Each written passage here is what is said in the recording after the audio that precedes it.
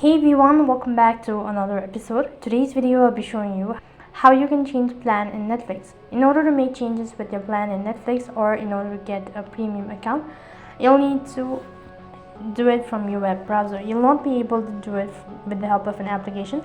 So then on the web address bar, type in netflix.com and then log into your account. After you're logged into your account, this is how it's gonna look like. Tap on the tab bar icon located in the upper left hand side corner of your screen. As soon as you click on it, underneath click on account, which is right on top. After that, it's going to direct you to the account info page. Alright, on this page you need to scroll down to the bottom. You'll be able to find a section as plan details. In order to make changes with your plan, go to change plan, which is right on top. After that, you'll be able to see the list of plans that is available on Netflix. You can go through all of these statements, and then in order to go for it, you need to select it and scroll down and click on the continue button. After that, you'll be able to see all of these payments and all that. Go to confirm changes. So that is how you can make changes with your plan on Netflix. That is all for this video. I hope the video was helpful. If it did really help you, make sure to like, share and subscribe to our channel.